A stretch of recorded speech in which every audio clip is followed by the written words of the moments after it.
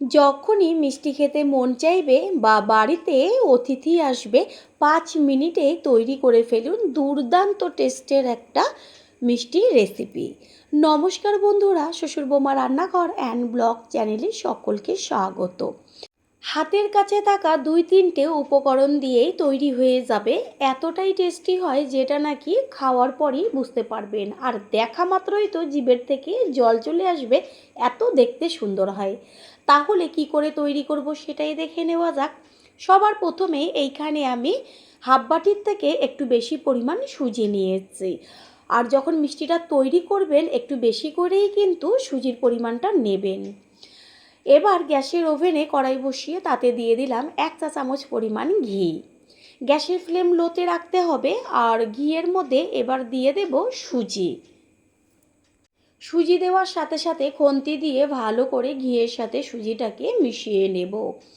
আর গ্যাসের ফ্লেম বাড়ালে চলবে না, লো টু মিডিয়াম করে সুজিটাকে ভেজে নেব।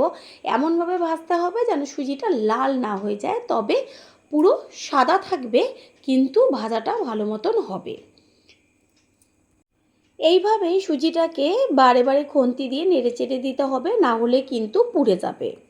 সুজিটা দেখা যাচ্ছে ভাজা হয়েছে, তবে সাদা রয়েছে। এই পর্যায়ে এর মধ্যে দিয়ে দিলাম বড় কাপের 1 কাপ পরিমাণ দুধ।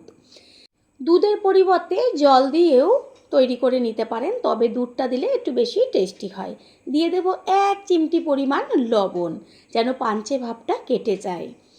ভালো করে খুন্তি দিয়ে সাথে সাথে ডোটা তৈরি করে নেব, সমানে নেড়ে যেতে হবে। দুধ বা জল যেটাই ব্যবহার করেন না কেন একটু বেশি পরিমাণ দেবেন, মানে যেই পাত্র করে ধরেন সুজিটা দিলেন সেই পাত্র করে ডবল দুধ বা জল দেবেন। মানে 1 বাটি যদি সুজি দেন 2 বাটি জল বা দুধ ব্যবহার করবেন। পরিমাপটা ভালো করে বলে দিলাম, কারণ সুজিতে প্রচুর পরিমাণে জল বা দুধ টেনে নেয়। ডোটা তৈরি হয়ে গেছে, এবার একটা পাত্রে তুলে নিয়ে তারপর ঠান্ডা করে নেব। সুজি ডো ঠান্ডা হয়ে গেছে, এবার হাত দিয়ে আটা বা ময়দা আমরা যেভাবে মেখে নিই ঠিক সেইভাবে মেখে নিতে হবে। হাতে একটুও লাগবে না, যদি লেগে যায় কোনো রকম চিন্তার কারণ নেই। একটু জল বা একটু হাতে তেলও মাখিয়ে নিতে পারেন, তবে আমি কোনো রকম জল বা তেল কিছুই ব্যবহার করব না। ঠিক এইভাবেই মেখে নেব। হাত দিয়ে ঠেসে ঠেসে ভালো করে মেখে নিতে হবে। আর মাখাটা যত ভালো হবে ততই কিন্তু মিষ্টিটা দারুণ হবে। মাখাটা যত ভালো হবে হাত দিয়ে দেখবেন এমনিতেই সুজির যে হাতে লেগে যাওয়াটা সেটা ছেড়ে ছেড়ে আসবে, আর সুন্দর একটা ডো তৈরি হয়ে যাবে। আমার সম্পূর্ণ সুজির ডোটা মাখা হয়ে গেছে। আর এবার এটাকে হাতের মধ্যে নিয়ে তারপর ছোট ছোট লেচির মতন করে নেব। আগে সমস্ত লেচিগুলোও করে নিতে পারেন, আবার ঠিক এইভাবে একটা করে লেচি নিয়ে তারপর হাতের তালুর মাঝখানে রেখে ভালোভাবে বেশ পাকিয়ে আঙুল দিয়ে চ্যাপ্টা করে নেব। এইভাবে আমি আগে কতগুলো তৈরি করব। আবারও কিছুটা লেচি নিয়ে তারপর হাতের তালুর মাঝখানে রেখে সুন্দরভাবে গোল করে পাকিয়ে আঙুল দিয়ে চ্যাপ্টা করে দিলেই হয়ে যাবে। একসঙ্গে যে অনেকগুলো লেচি চ্যাপ্টা করে রেখেছি সেটাকে একটা করে নিয়ে তারপর একটা পেন দিয়ে বেশ মাঝখানটাকে ঘুরিয়ে ঘুরিয়ে ফাঁকা করে দেব। ফাঁকাটা একটু বেশ বড় করে হবে, সেই দিকে খেয়াল রাখবেন। মাঝখানটায় আস্তে করে বেশ গর্ত করে দিলে পরে সুন্দর দেখবেন 2 পাশটাই ফাঁকা হয়ে গেছে। এইভাবেই সমস্তগুলো করে নেব। আর একটাও কিন্তু ফেটে যাবে না, সম্পূর্ণটা কত সুন্দর গোল আর সমান থাকবে।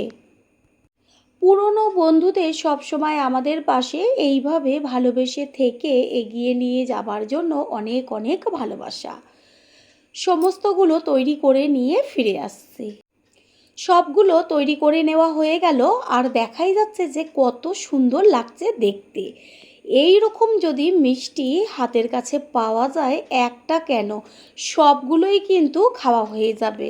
গ্যাসের ওভেনে কড়াই বসিয়ে তার মধ্যে দিয়ে দিয়েছি জল, আর জলটা ফুটতে শুরু করেছে। এই পর্যায়ে একটা এলাচ আমি থেতো করে দিয়ে দিলাম। তারপর দিয়ে দিচ্ছি 1 চিমটির থেকেও কম পরিমাণ ফুড কালার। দেখাই যাচ্ছে যে কতটুকু আমি ফুড কালার ব্যবহার করেছি। গ্যাসের ফ্লেম একটু হাই করে দেব। কালারটা দেখা যাচ্ছে জলের কত সুন্দর চলে এসছে। ওই 1 চিমটে ফুড কালারে। তারপর দিয়ে দিলাম চিনি পরিমাণ মতন। আর এই যে শিরাটা তৈরি করব, এটা কিন্তু একদম ঘন শিরা তৈরি করব না। শিরাটা তৈরি হোক, গ্যাসের অন্য ওভেনে আমি আর একটা কড়াই বসিয়ে তাতে দিয়ে দিয়েছি সাদা তেল। তেলের পরিমাণটা একটু বেশি দিয়েছি, কিন্তু দেখবেন যে তেল একদমই কিন্তু টানবে না, যেমন তেল তেমনই থাকবে। একটা একটা করে খুব সাবধানে গরম তেলের মধ্যে দেবেন। ওই যে মাঝখানে ফাঁকা আছে সেইখান থেকে কিন্তু তেল ছিটতে পারে, সেই কারণে দেওয়ার সময় খুব সাবধানে দেবেন। গ্যাসের ফ্লেম লোতে রেখে এগুলোকে ভাজতে হবে। আর এই দিকে খুন্তি দিয়ে একটু নেড়েচেড়ে দেব চিনির শিরাটা তৈরি হবার জন্য। বেশি আগের থেকে শিরাটা জাল দিয়ে নেওয়ার কোনো রকম দরকার নেই, তাহলে ঠান্ডা হলে একদম ঘন হয়ে যাবে শিরাটা। নিচের পিঠটা হালকা যখন ভাজা হবে তখন উল্টে দেব ওপরের পিঠটা হবার জন্য। কত সুন্দরভাবে ফুলে ফুলে উঠছে সেটা তো দেখাই যাচ্ছে। এই মিষ্টিটা যখন তৈরি করবেন, বারবার বলছি পরিমাণে বেশি তৈরি করবেন, না হলে কিন্তু একজনেরই ভাগে হবে না। কারণ এই যে ভেজে তোলার পরেও খেতে এত টেস্টি লাগে, যেটা শুধু শুধু মানে চিনির শিরা ছাড়াই সেটা আপনারা খাওয়ার পরেই বুঝতে পারবেন। এটা চা বা কফির সাথে খেতে লাগবে দুর্দান্ত। নিচের পিঠটা হালকা কালার এসছে, উল্টে দিয়েছি ওপরের পিঠটা হবার জন্য। ঠিক এইভাবে এপিঠ ওপিঠ করে বারে বারে নেড়ে চেড়ে দিতে হবে। আর গ্যাসের ফ্লেম লো টু মিডিয়ামে রাখতে হবে, না হলে চট করে পুড়ে যাবে আর ভেতরটা ভালো মতন হবে না। প্রথমবার যারা আমাদের চ্যানেল ভিজিট করছেন তাদের আন্তরিক শুভেচ্ছা ও অনেক ভালোবাসা। আমাদের রেসিপিগুলো যদি ভালো লেগে থাকে সাবস্ক্রাইব করে দেওয়ার অনুরোধ রইল, ও পাশে থাকা বেল আইকনে ক্লিক করলে পরবর্তী ভিডিওগুলো সবার আগে আপনাদের কাছেই পৌঁছে যাবে। এটা ভাজা হতে থাক, অন্যদিকে আমি যে চিনির শিরাটা তৈরি করছি সেটা দেখে নেওয়া যাক যে কতখানি শিরা তৈরি হয়েছে। আমি খুন্তি করে তুলে দেখিয়ে দিচ্ছি যে শিরাটা কতটা জাল হয়েছে। বেশ হালকা একটা আঠা আঠা ভাব আসছে। এটা প্রথমেই বলেছি ঘন হবে না, পাতলা শিরা হবে। এদিকেও কত সুন্দর কালারটা এসছে সেটা তো দেখাই যাচ্ছে। ঠিক এইভাবে বারে বারে উল্টে উল্টে দিতে হবে। এটা কিন্তু ভাজা হয়ে গেছে, এগুলোকে তেল ছেঁকে তুলে নেব।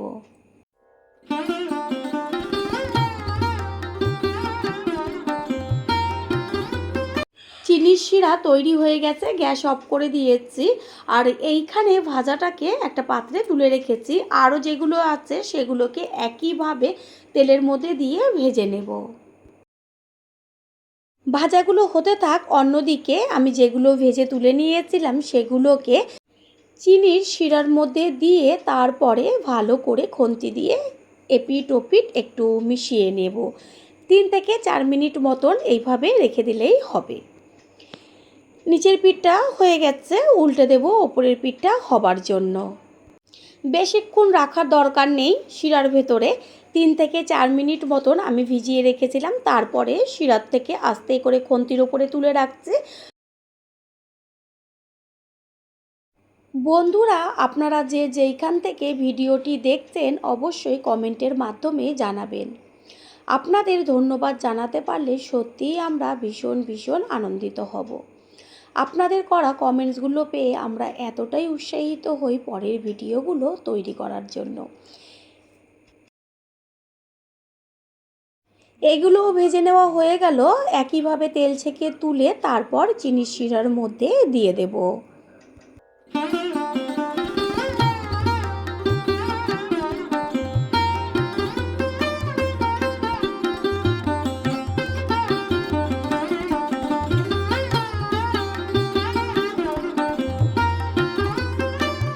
তৈরি হয়ে গেল আজকে মিষ্টির রেসিপি।